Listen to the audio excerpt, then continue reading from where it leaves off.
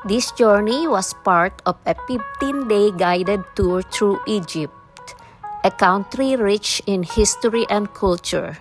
In this video, I'm sharing how our adventure began, covering day 1 through day 4, from our departure from Houston to exploring Cairo before continuing to Hurghada.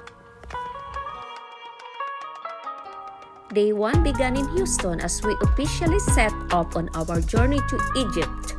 With a long flight ahead of us and a stop in Frankfurt, excitement slowly replaced the exhaustion as we realized this long-awaited trip was finally happening.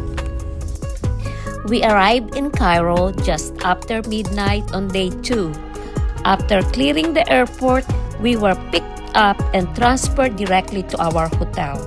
It was a quiet arrival, the city already asleep, and we rested briefly, knowing we would begin early the next morning. Day 3 marked our first tour day in Egypt, and it began at one of the most iconic places in the world, the Pyramids of Giza.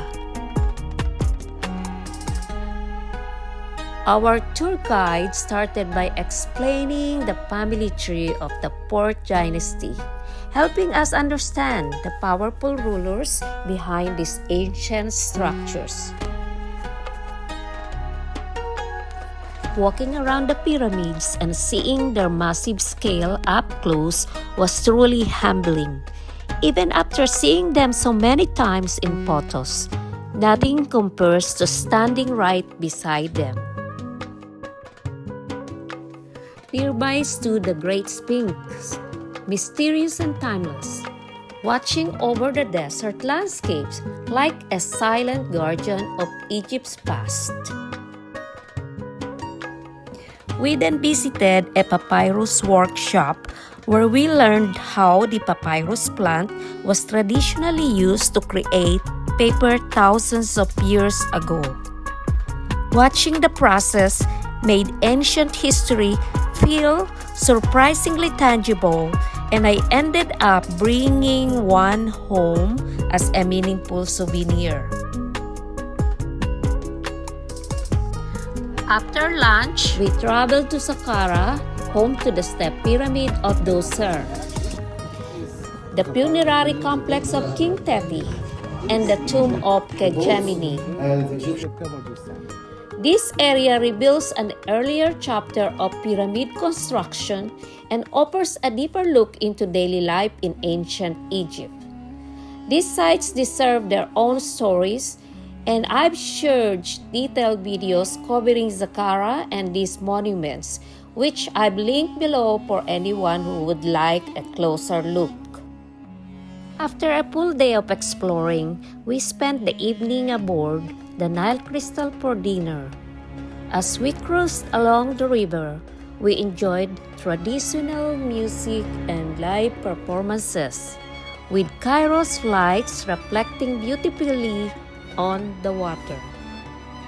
It was a relaxing and memorable way to end a long but incredible day.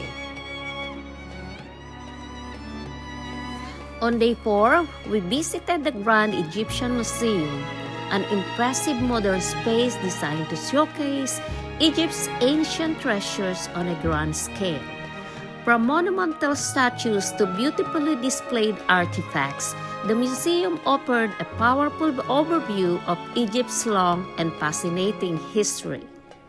I've shared a separate, more detailed video dedicated to the Grand Egyptian Museum for anyone who wants to explore it more deeply. We also visited Al-Rifa Mosque and the Madrasa of Sultan Hassan, both known for their impressive architecture and historical significance.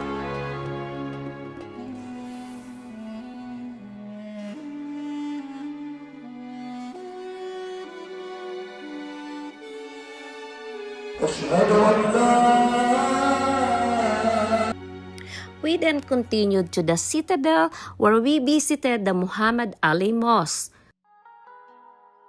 Standing in the open-air courtyard, surrounded by grand domes and sweeping city views, we could feel the deep layers of history that shape Cairo.